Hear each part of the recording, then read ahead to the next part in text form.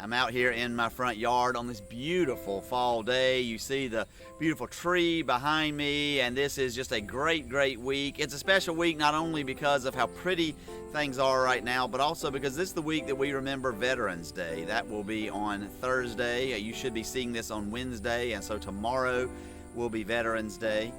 We remember the veterans. I love Veterans Day partly because I'm a history nerd, and Veterans Day is November 11th because on the 11th hour of the 11th day of the 11th month, the First World War, which was to be the war to end all wars, came to an end. And really they were hoping that in celebrating the veterans of that war, we wouldn't have to celebrate any more veterans, that was going to be the end, that humans had gotten war out of our system.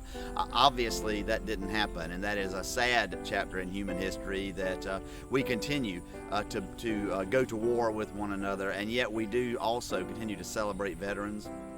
Toward the end of his life, my father became more and more proud of his service to our country, and he was a veteran, and that makes this week special for me. And it makes this week special for me because not only is November 11 Veterans Day, but November 12 is the day that my father died 6 years ago on November 12. And I said at that time that on November 11, the country said to him, "Well done, good and faithful servant," for the service that he gave to our country. And then on November 12, God said to him, "Well done, good and faithful servant." And when I think of my father, there are just so many lessons that I have learned from him. I'm going to actually reference him in Sunday's sermon as well.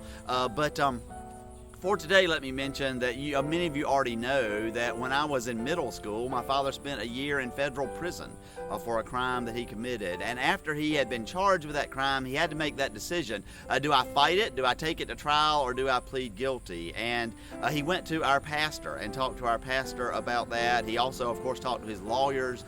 And it was good legal strategy for him to plead guilty to hopefully get a lesser sentence, but it also was good moral strategy. And that's where the pastor helped with that. And he decided that even though there were some things that FBI had done that weren't in completely good faith, he was guilty of the crime of which he had been charged, and he decided that the moral thing to do was to own up to that and to plead guilty to that. And that had a huge impact on me, and does to this day. And I like to think that I'm a person of integrity.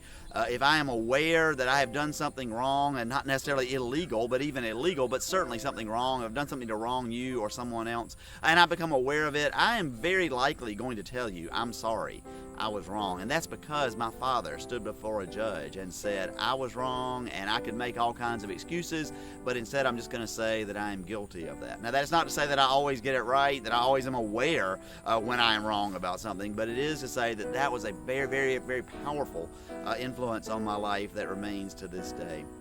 And so as we prepare for Veterans Day, I invite you to think about some of the veterans in your life. Not necessarily veterans from the military, although they might be, but rather really veterans of the faith and lessons that they taught you. And commit yourself again to those lessons. And I'd love to hear some of those lessons. And so give me a call or send me an email or write me a letter and let me know some of the lessons that veterans of the faith have taught you on this beautiful, special week. Of course, they are veterans of the faith, and we hopefully are influencing others as veterans of the faith because, and only because, God is with us. Amen.